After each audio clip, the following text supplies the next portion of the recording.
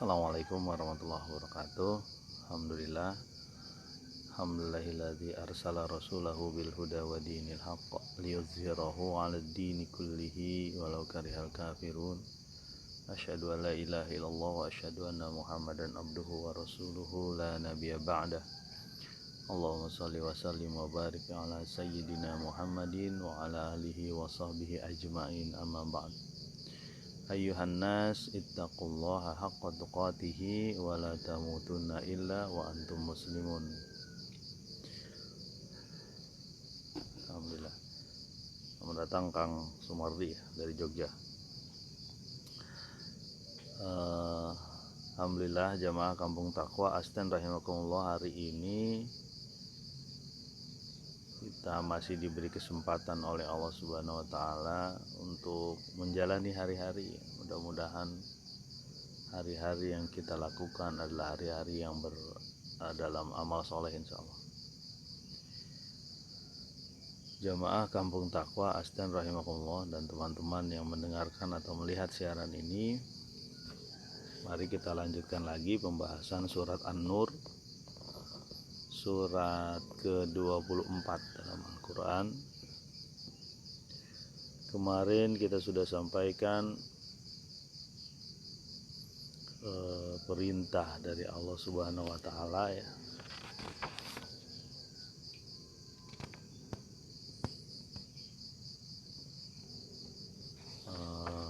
untuk taat pada Allah dan Rasulnya. Karena sebelumnya orang-orang munafik menyatakan bahwa mereka taat pada Allah dan Rasulnya tapi berbohong ya, sumpah palsu, bersumpah atas nama Allah dan Rasulnya bahwa mereka akan mentaati Allah dan Rasulnya, tapi ternyata itu adalah sumpah palsu ataupun kebohongan. Makanya di ayat 54-nya diingatkan untuk taat pada Allah dan Rasulnya ya.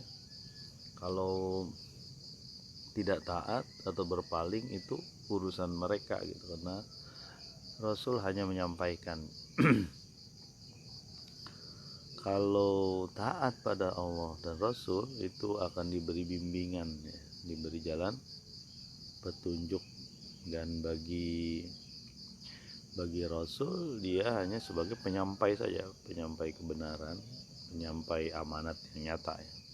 Itu yang kita sampaikan kemarin. Alhamdulillah, mari kita lanjutkan di ayat yang ke-55 ya, 55 surat An-Nur.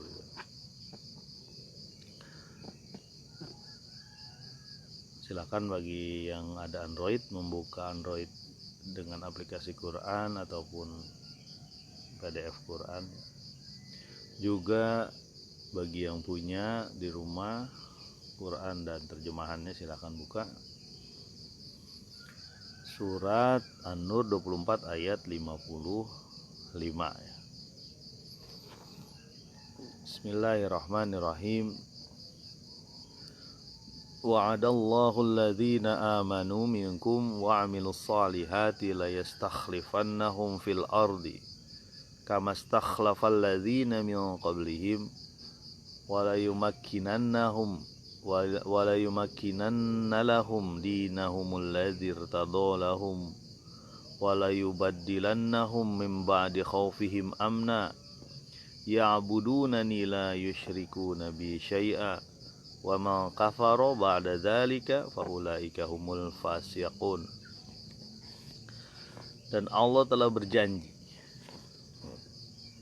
pada orang-orang yang beriman di antara kamu dan beramal soleh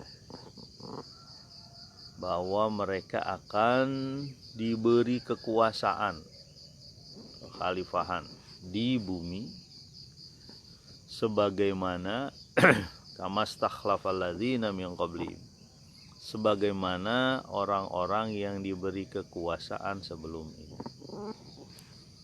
sebelum mereka.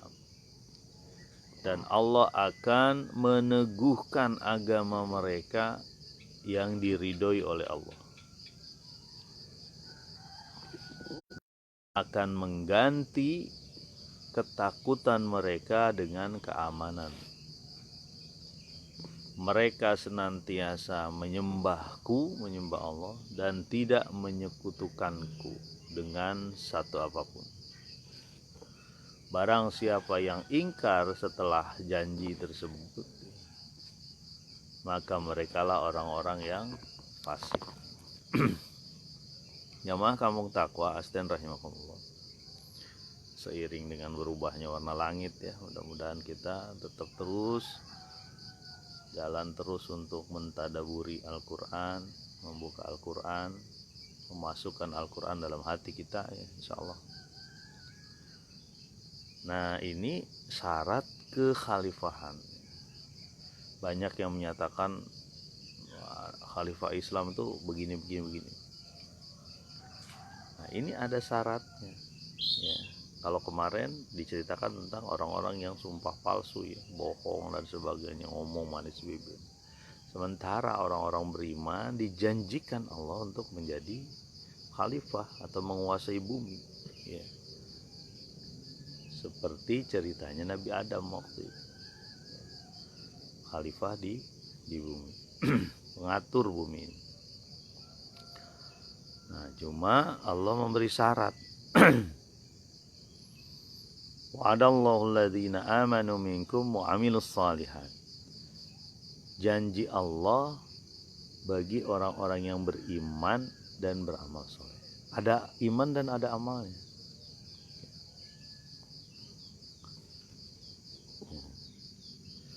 La yastakhlifannahum fil ardh. Pasti kami akan memberikan kekuasaan pada dia. Pada mereka, pada kumpulan orang-orang beriman. Sekarang pertanyaannya, apa hakikat iman yang menjadi syarat supaya ada kekhalifahan di situ? Hakikatnya apa? Hakikatnya adalah iman merupakan prasyarat. Ya. Prasyarat dalam artian persiapan untuk mengatur bumi. Orang yang beriman akan keluar dari tubuhnya, dari pribadinya, geraknya, ya, persiapan menuju jalan Allah itu adalah keluar dari orang-orang yang beriman. Ya, bagaimana Rasulullah mempersiapkan kaum muslimin ya di Mekah itu selama kurang lebih cukup lama ya, belum sampai untuk memerangi waktu itu, cuma disuruh sholat dan sabar ya. Tidak bakal terjadi kalau dia tidak punya iman ya. Sementara ketika sudah Madinah berbeda ya, ada tahap-tahapan. Tapi dengan dasar iman ini keluar semua potensi gitu. Potensi manusia keluar ketika berdasarkan iman. Potensi fisik ya, potensi akal, potensi hati itu keluar ya, ketika dia beriman. Karena iman dia punya empati sama orang, punya simpati sama orang, punya rasa kepedulian sama orang, itu karena iman. Dan itu persiapan untuk menjadi pengatur bumi ya. Bagaimana, selamat datang Kang Badrudin. Bagaimana seorang bisa mengatur bumi kalau dia punya sifat yang kasar, bengis misalnya? Nggak bisa. Nabi SAW pernah menggendong bayi, menimang bayi, kemudian pipis dia ke bajunya Nabi. Kemudian bayinya diambil sama ininya, sama siapa? Sama bapaknya. Ya buru-buru atau gimana, malu mungkin ya karena mipisin baju Nabi. Dulu belum ada pampers kayaknya. Pampers sekarang doang. Kemudian Nabi berkata apa sama bapaknya? Fulan, pipis ini yang mengenai bajuku ini bisa dihilangkan pakai air, tapi cara kamu merenggut bayi itu nggak bisa dihilangkan. Itu bayangkan, dengan bayi pun harus baik-baik. Suatu ketika ada juga cerita Nabi mencium anak-anak gitu. Mungkin mencium cucunya dan sebagainya. Kemudian ada orang mengatakan, saya nggak pernah cium anak-anak saya. Kata Nabi, jangan sampai Allah mencabut kasih sayang di antara kamu. Ya. Jadi itulah persiapan iman untuk menuju mengatur bumi. Jadi iman itu juga ada kelemah lembutan, keluar gitu. Makanya kata Nabi, duri yang menghalangi jalan itu pun salah satu cabang iman kalau disingkirkan gitu. Bukan durinya, orangnya.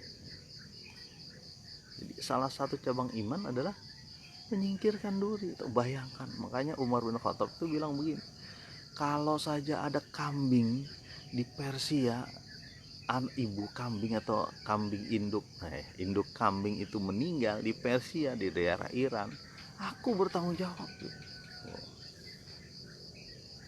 Artinya iman itu begitu nantinya ya. Makanya termasuk orang yang tidak disukai ketika dia kenyang, tetangganya lapar ya. Dia kenyang, tetangganya lapar, itu gak disukai ya. Makanya kata Allah, kata Nabi SAW, man kana yu'minu billahi wal yaumil akhir falyuhsin jarahu. Siapa yang beriman pada hari akhir dan Allah dan hari akhir, maka perbaikilah hubungan dengan tetanggamu. Kalau bahasa lainnya, hormatilah tetanggamu. Kalau perlu berikan hadiah dan sebagainya. Itu iman yang nggak bisa keluar gerak kayak gitu kalau nggak ada iman. Nggak bisa. Ya. Itu iman. Sekarang pertanyaannya, kira-kira begitulah, sesuatu yang ada semuanya tunduk atas dasar Allah, hawa nafsunya tunduk atas dasar Allah, gerak emosi dia tunduk atas dasar Allah.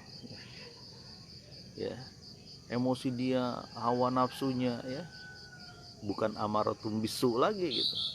Ya, dia menjadi nafsul mutmainah, nafsul yang baik. Ya.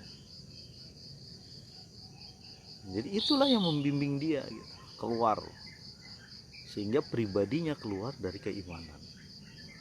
Nggak bakal bisa terjadi kekhalifahan kalau dia tidak mempunyai anggota-anggota yang begini, anggota-anggota kekhalifahan atau negeri, satu negeri ya, pemerintahan negeri, kalau dia tidak ya.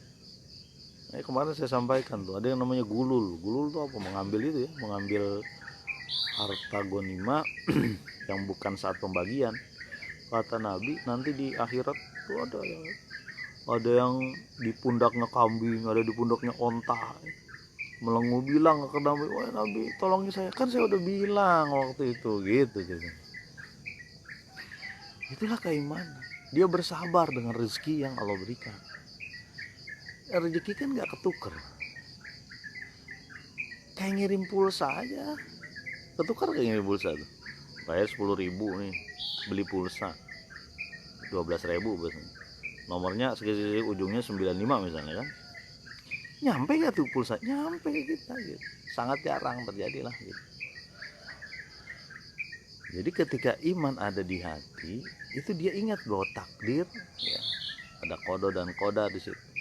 Di situ ada rizki, ada jodoh di situ, ada maut di situ. Jadi nggak takut ketuker rezekinya.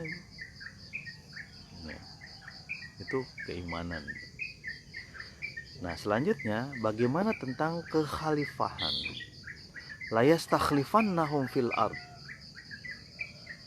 Maka orang-orang yang beriman, beramal soleh ya, mau mengorbankan kehidupannya untuk kekekalan di akhirat ya, mereka akan diberikan kekhalifahan, kekuasaan mengatur bumi yang bulat ini diatur oleh kekhalifahan. kekhalifahan atau mengatur bumi, mengatur negeri-negeri ini ya, bukan kekhalifahan semata-mata berkuasa atau menang, bukan. Wah, pemerintahan Islam menang gitu. Oke, seneng gitu. Tapi lihat setelah itu gimana? Zolim gak dia? Adil gak dia? Gitu sebenarnya. Jadi kekhalifahan ketika Allah memberikan kekhalifahan pada satu kaum, itu lihat kekhalifahan itu seperti apa. Jangan sampai malah dia berbuat zolim. Ada satu kisah ya. Amr bin As, seorang gubernur di Mesir waktu itu, punya anak ya. Nah, anak ini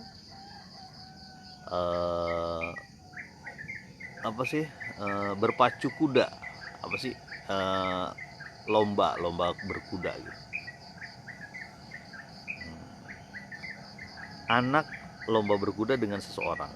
Ini ketahuan dari mana? Karena ada seseorang ngadu ke Khalifah Umar waktu itu, Umar bin Khattab. Katanya, wahai Umar, tolonglah aku. Ya. Kenapa? Karena aku sedang, selamat datang Kak Sulhi dari Jakarta. Mudah-mudahan tetap semangat beramal ya, insya Allah. Kak Sulhi ini dekat sekali dengan kekuasaan ya. Mudah-mudahan menjadi wasilah di hadapan Allah Subhanahu wa taala nanti sebagai amal terbaik, insya Allah. Nah, jadi dia datang minta tolong. Kenapa? Kata Umar, ini saya dicambuk atau dipukul oleh orang yang bilang, kamu tahu gak bahwa aku ini anak orang mulia. Dipanggil sama Umar itu, panggil Amr bin As, panggil orang itu ya. Kemudian datanglah mereka tuh berdua, dikasih cambuk tuh ke orang yang tadi ngadu itu. Cambuk dia tuh.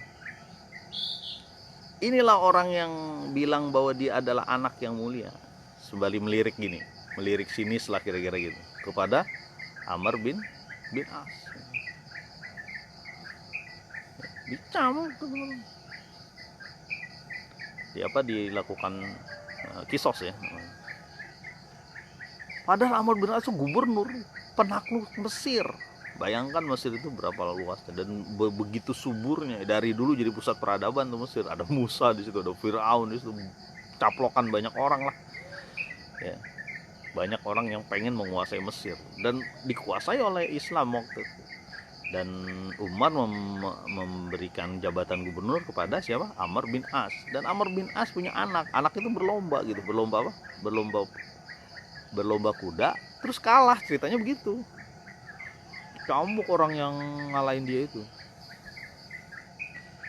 ya. Ini dicambuk itu di Madinah ya. Nah, itu kekhalifahan itu tidak zalim. Jadi bukan sekedar berkuasa.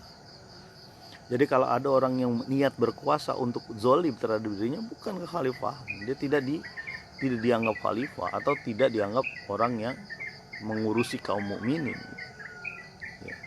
Nah, pertanyaannya adalah, kalau ada orang atau kelompok orang yang menguasai kaum mukminin, Firaun misalnya, waktu itu menguasai Bani Israel, kemudian dia berkuasa, kemudian berbuat zolim ya, yuzabbihuna abna'ahum wa yastahi nisa'ahum. Mereka menyembeli atau memotong membunuh laki-laki mereka, anak laki-laki. Alhamdulillah senang dengar burung. Memotong anak laki-laki atau membunuh anak laki dan membiarkan hidup anak perempuan. Betapa zalimnya dia. Pertanyaannya adalah, apakah itu yang disebut kekuasaan? Itu adalah ujian bagi dia, Firaun, dan ujian bagi orang, termasuk ujian bagi kaum mukminin ya. Jadi mereka bisa bersabar atau tidak terhadap ini ya, atau bangkit untuk ya kayak penjajahan di Indonesia lah gitu. Itu ujian bagi orang muslim di Indonesia, bagaimana beratnya dijajah oleh Jepang, Belanda dan sebagainya.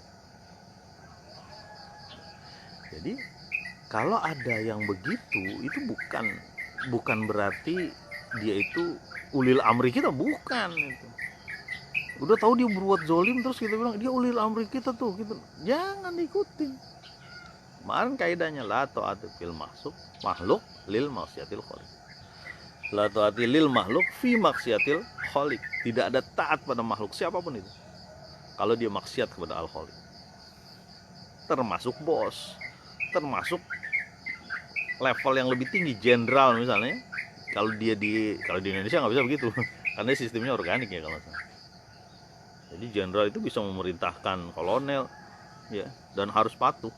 Kalau dalam Islam nggak bisa harus patuh itu kalau dia maksiat pada Allah, nggak bisa, nggak boleh.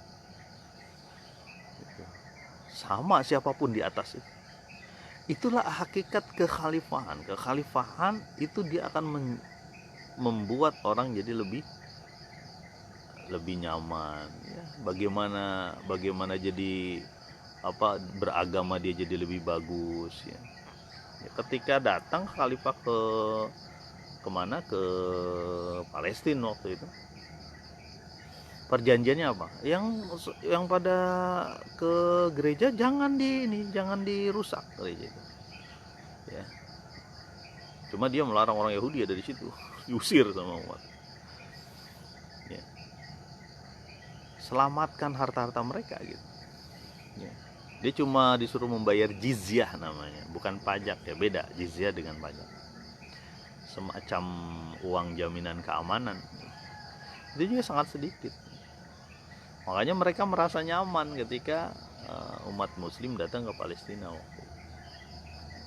Itulah kekhalifahan. Kekhalifahan itu tidak zalim gitu.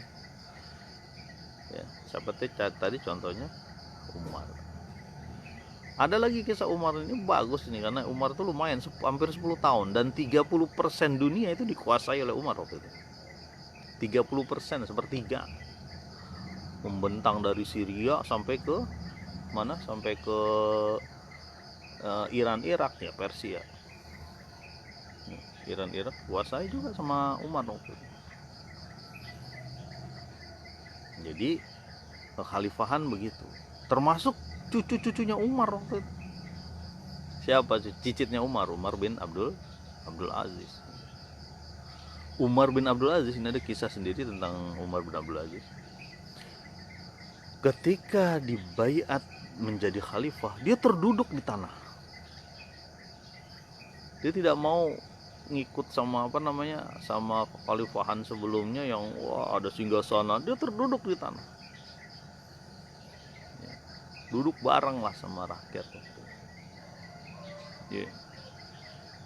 Nah, waktu malam pertama dia khalifah, tidak bisa tidur dia. Apa yang dia lakukan Umar bin Abdul Aziz? Dia tulis surat. Apa isi surat?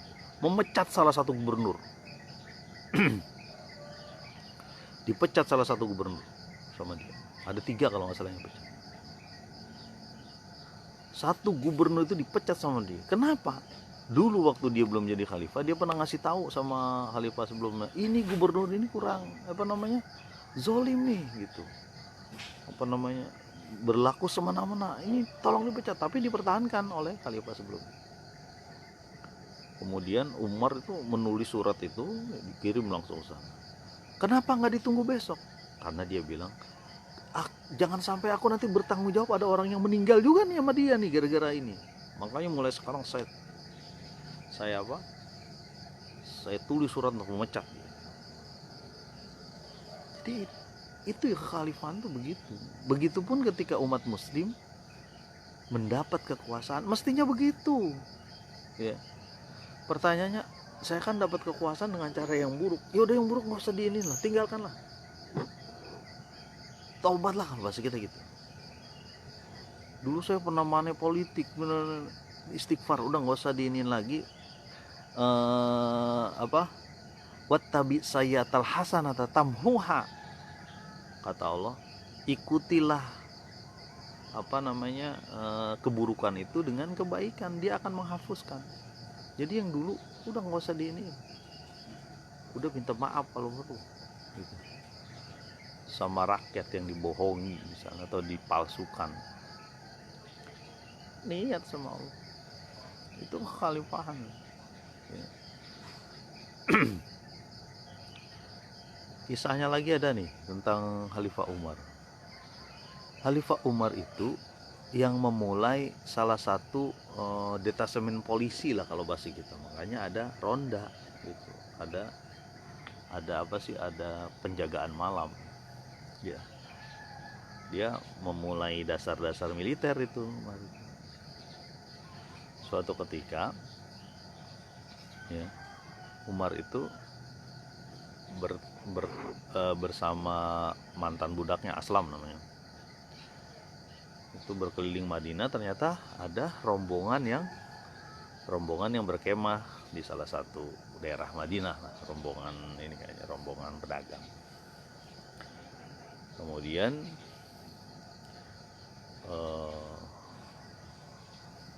ternyata ada bayi yang nangis di situ. Nah, bayi yang nangis kemudian dicek nih sama Umar, kenapa bayi nangis? Ternyata ibunya sedang memasak air.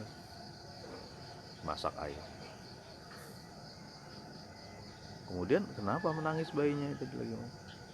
Ya, kata ibunya nih, ini urusan saya dengan Umar katanya. Kenapa urusan saya dengan Umar, dia bilang. Ya karena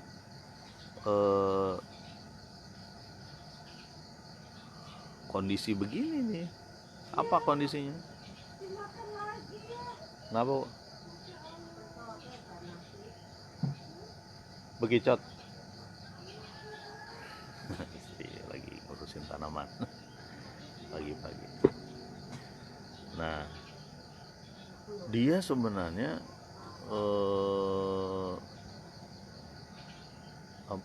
ternyata sedang kelaparan gitu. Dan dia memasak air supaya anaknya berhenti menangis. Nah, kemudian Umar langsung pulang mengambil gandum. Ya, Aslam disuruh bawain gandum di sini. Si Umar diangkut gandum. Biar saya aja, kata Aslam. Enggak. Jangan. Siapa yang mau menanggung nanti di akhirat. Dibawa kemudian dimasakin sama Umar. Dia masak, cuma bikin tepungnya gitu. Jadi Umar juga pintar masak juga gitu. Bikin tepung dan sebagainya, kemudian ini dimakan lah mereka. Kata Umar, besok temui Umar gitu, nanti kita akan berikan. Nah, itulah khalifahan itu begitu, pelayanan bukannya dilayani ya. Sekarang kita bawaannya gitu, dilayani. Nah, pernah Umar bin Khattab tuh membawa geriba itu semacam kantong dari kulit, ditaruh di sini gitu, bawa geriba. Kata teman-temannya, nggak layak Umar engkau begitu gitu, kayak bahasa kita kayak kuli aja gitu, kayak kira-kira ini bahasa saya. Kemudian kenapa saya pakai ini? Karena satu, kalau datang utusan dari mana-mana dan mereka patuh dan taat padaku, ini utusan dari mana-mana, ini persis seperti orang-orang yang gubernur atau wali kota atau siapapun pejabat datang, orang datang kan ke situ dan mereka takut, patuh, taat padaku, ada rasa bangga aku di situ. Ya, dan itu kan sebenarnya berbahaya rasa bangga itu. Makanya aku taruh kantong air di sini supaya inget aku itu nggak ada apa-apa. Salah satu perkataannya Umar tuh yang terkenal ini, kita dimuliakan Allah oleh Islam. Barang siapa memuliakan mengambil jalan selain Islam, pasti kita akan dihancurkan atau dihinakan oleh Allah. Apa sih dulu Arab tuh apa? Cuma satu suku yang di tengah padang pasir. Itu juga perang melulu, ada perang Bu'ath antara Aus dan Khazraj itu. Perang, hancur-hancuran kehidupannya jahiliyah. Tapi dengan Islam dia bisa menyebar kemana-mana. Tentang khalifah ini panjang nih sebenarnya. Karena banyak yang jadi bukan semata-mata kekuasaan, merebut kekuasaan. Ya, ini kekuasaan Islam, alhamdulillah orang Muslim yang ada di situ. Tapi dia zalim. Bagaimana dia disebut khalifah? Harus ada iman dan amal salehnya yang keluar di situ. Jangan amal salah. Ya. Lanjut aja nih ya. Ayat selanjutnya masih potongan ayat selanjutnya masih ada ayat 55 surat An-Nur ya.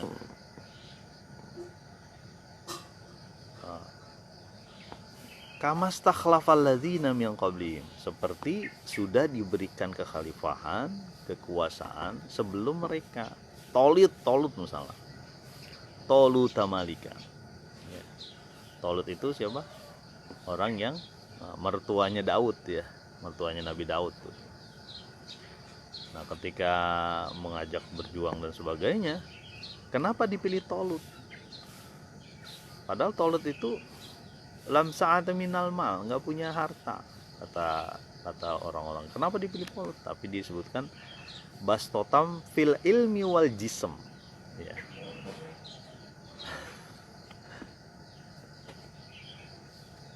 Nama saya bukan Imam, Pak. Repanda Mari aja. Ada yang komen. Oh, ini dari Malaysia, Encik Awang. Selamat datang Encik Awang. Mudah-mudahan pertanian kelulutnya berkah insyaallah. Ya. Berkah dunia akhirat insyaallah. Ya. Ini dari Terengganu ya, insyaallah. Mudah-mudahan banyak amalnya. Kita lanjut. Nah, Tolut dia ditambah fil ilmi wal jism, ilmu dan kekuatan ya. Makanya diuji itu orang yang mengikuti Tolut itu lawannya Jalut ya, Tolut Malika, diuji dengan satu sungai. Faman syariba minhu falaisa minni, siapa yang meminum air sungai ya. Ujian kepada kaum Tolut waktu itu. Maka bukan golonganku. Ya. Illa man istarafa ghurfatan biyadi. Kecuali sedikit aja seciduk. Karena kalau udah minum kenyang, malas orang. Cukup aja penting buat membasahi. Itu Tolut. Tolut itu apa? Tolut diberi kekuasaan juga. Kenapa? Karena dia punya ilmu dan punya kekuatan. Jadi orang Islam itu punya ilmu, punya kekuatan juga, fisik, punya ilmu tapi nggak punya fisiknya lemah. Suruh sholat 2 rakaat lemes. Masya Allah. Nah itu orang-orang sebelum kita waktu itu lah, sebelum Nabi Muhammad SAW diberi kekuasaan. Kenapa? Karena dia layak diberi kekuasaan. Dengan itu dia makmurkan bumi gitu. Ditegakkan urusan-urusan dengan ridhonya Allah. Menegakkan urusan dengan ridho Allah. Itu adalah salah satu fungsi khalifah gitu. Lanjut ya. Masih di ayat 55 surat An-Nur.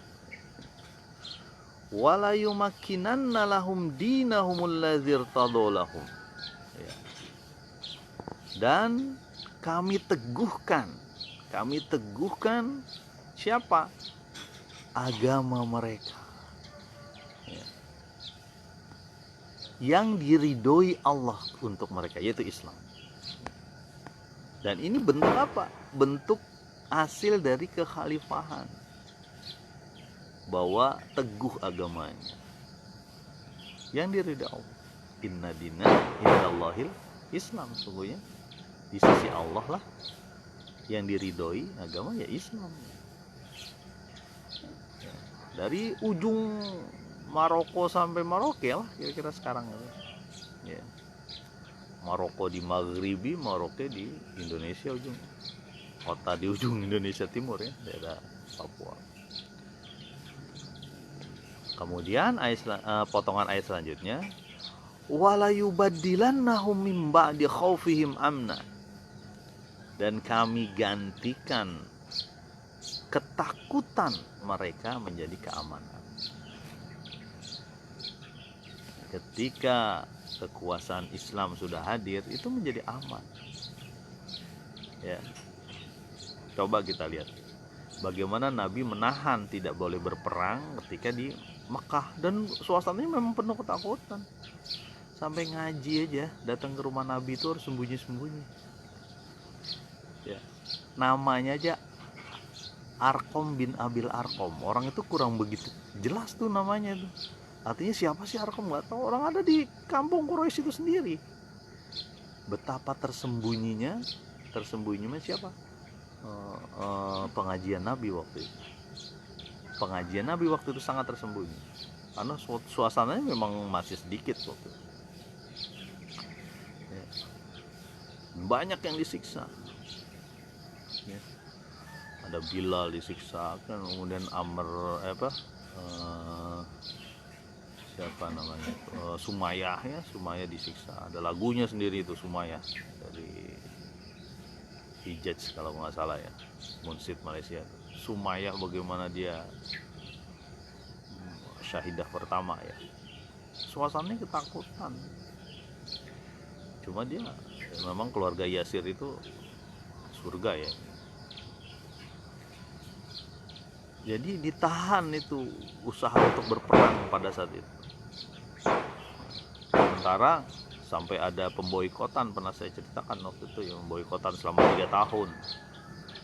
Nabi dikurung di dalam di lockdown lah kira-kira. Nabi di lockdown selama 3 tahun. Ya, nggak boleh masuk makanan dan sebagainya ke situ. Tapi mereka tetap bertahan. Jadi ketakutan ini diganti oleh Allah ketika dia mulai di Madinah ya, pada saat itu. Dan di Madinah juga ada proses, ada perang Badar, ada beberapa perang di situ.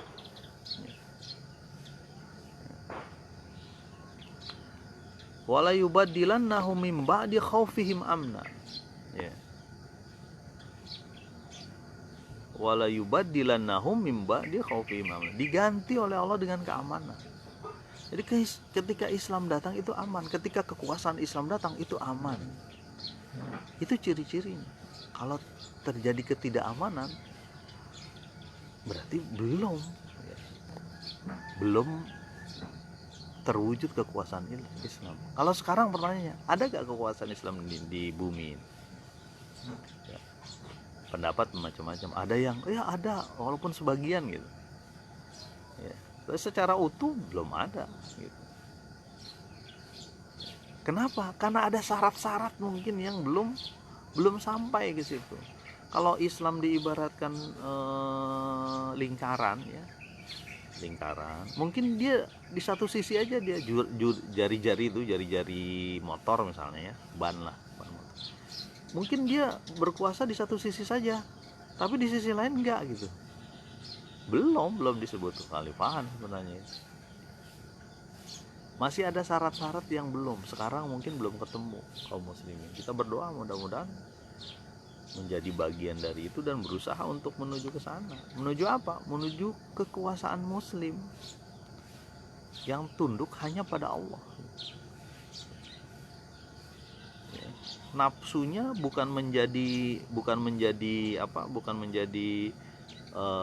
pengemudinya, bukan. Pengemudinya adalah arah tujuannya adalah ridha Allah Subhanahu wa taala gitu.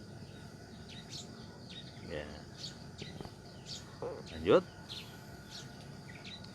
Nah, ada syarat-syarat lagi. Jangan sampai iman, amal soleh ya. Tapi syarat ini sebenarnya termasuk ke dalam. Ya'budunani la yusyrikuna bi syai'a. Mereka tetap menyembah aku, kata Allah, dan tidak berserikat, tidak bersekutu, ya. Selamat datang Pak Zulfikar, ya, dari Bogor. Mudah-mudahan ilmunya bermanfaat, ya, di institusi kuliahannya. Jadi gak enak nih ditonton sama Pak Zul. Mohon bimbingannya. Jadi kita lanjutkan. Ya'budunani la yusyrikuna bi syai'a. Syaratnya dia harus menyembah aku saja, tidak boleh ke yang lain, tidak boleh menyembah nafsu, tidak boleh menyembah tuhan-tuhan lain. Ya, tidak boleh menyembah pemimpin, nggak boleh. Pemimpin juga nggak boleh disembah. Makanya Isa bin Maryam ditanya, emang kamu disuruh ya? Kamu menyuruh orang-orang menyembah kamu, ya, kata Allah Subhanahu Wa Taala. Enggak, aku disuruh orang-orang menyembah Allah, bukan menyembah aku atau menyembah ibuku, kata Isa bin Maryam. Jadi ada syaratnya, kekhalifahan itu juga syarat utamanya adalah hanya menyembah Allah, bukan menyembah nafsu. Banyakan kita, sebagian dari kita nafsu yang disembah. Itu nafsu makan, nafsu menguasai harta, nafsu menguasai wanita atau pasangan dan sebagainya. Nafsu kan itu. Ya. Makanya Firaun marah banget tuh ketika si orang-orang penyihir itu pada sujud. Kenapa engkau sujud sebelum aku izinkan? Kata Firaun. Pak, kalian pasti melakukan makar, melakukan sesuatu niat-niat yang buruk padaku, gitu. Ya, Firaun sudah dikuasai nafsu. Begitupun Qarun, begitupun Haman, ya, salah satu arsitek Firaun yang disuruh membangun